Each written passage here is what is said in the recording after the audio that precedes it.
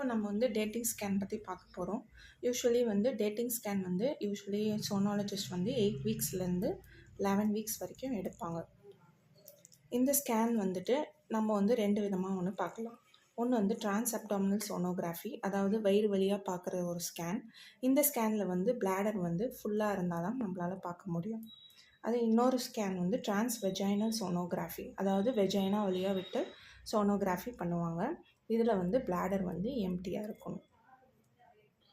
இப்போ நம்ம எந்த வீக்ஸ்லேருந்து ஸ்கேன் பார்க்க முடியும், எந்த வீக்ஸில் ஸ்கேன் தெரியும் அப்படின்னு நிறைய பேருக்கு டவுட் இருக்கும். அதில் இந்த டிரான்ஸ் அப்டாமினல் ஸ்கேன் அப்படின்றது நமக்கு 7 வீக்ஸில் இருந்து தான் நமக்கு கெஸ்டேஷனல் சாக் அப்படின்றது விஷுவலைஸ் ஆகும். வேறு டிரான்ஸ் வெஜைனல் ஸ்கேன் நமக்கு 6 வீக்ஸ்லேருந்தே தெரிய ஆரம்பிச்சிடும்.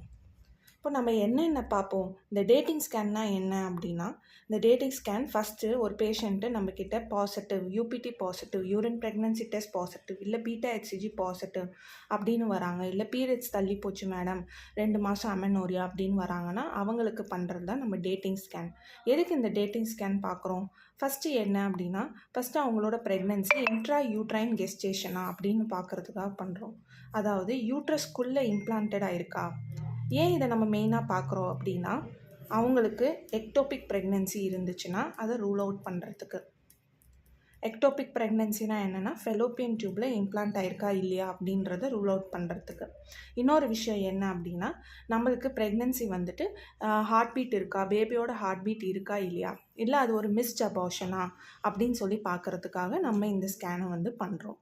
ஸோ இப்போ நம்மக்கிட்ட ஒரு பேஷண்ட் வராங்க. ஃபஸ்ட்டு நம்ம எது ப்ரிஃபர் பண்ணுறது, டிரான்ஸ் அப்டாமினலா டிரான்ஸ் வெஜைனலா அப்படின்னா, மோஸ்ட்லி அப் டு 11 வீக்ஸ் வரைக்கும் சோனாலஜிஸ்ட்டோ ரேடியாலஜிஸ்ட்டோ ப்ரிஃபர் பண்ணுறது டிரான்ஸ் வெஜைனல் சோனோகிராஃபி. ஏன் அப்படின்னா, இதில் low frequency and high visuals இருக்கும். ஸோ அதில் நமக்கு நல்ல ஒரு விஷுவல் இமேஜஸ் நல்லா நமக்கு ரெஜிஸ்டர் ஆகும். ஸோ இப்போ இதில் நம்ம என்னென்ன காம்பனன்ட்ஸ் பார்ப்போம் அப்படின்னு சொல்லி பார்க்கலாம்.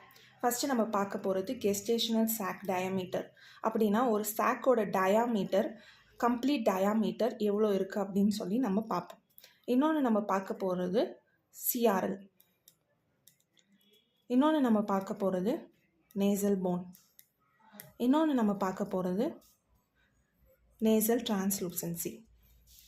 அதுக்கப்புறம் நம்ம பார்க்க போகிறது யோக் சாக்.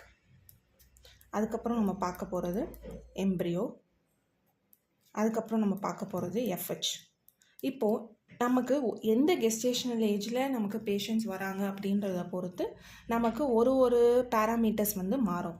இப்போ ஃபார் எக்ஸாம்பிள் கெஸ்டேஷனல் சாக் எடுத்திங்கன்னா அப் டு 11 வீக்ஸ் வரைக்கும் நம்ம கெஸ்டேஷனல் சாக்கை மெஷர் பண்ணலாம். வேறஸ் இந்த சிஆர்எல்ன்றது நம்ம 11 to 13 வீக்ஸ் ஸ்கேனில் தான் பார்ப்போம். அதுக்கு முன்னாடி நம்ம பார்க்க மாட்டோம். இந்த நேசல் போனும் சேம் 11 to 13 வீக்ஸ் ஸ்கேனில் தான் பார்ப்போம். நேசல் டிரான்ஸ்லூசன்சி 11 to 13 வீக்ஸ் ஸ்கேனில் பார்ப்போம். இதை நம்ம ஃபஸ்ட்டு ஸ்கேன் என்டி ஸ்கேனாகவும் எடுத்துகிட்டு போயிடலாம். இல்லை அப்படின்னா பேஷண்ட் ஃபஸ்ட்டே டேட்டிங் ஸ்கேன் எடுத்திருந்தாங்கன்னா அவங்களுக்கு திரும்பியும் நம்ம என்டி ஸ்கேன் எடுக்கலாம்.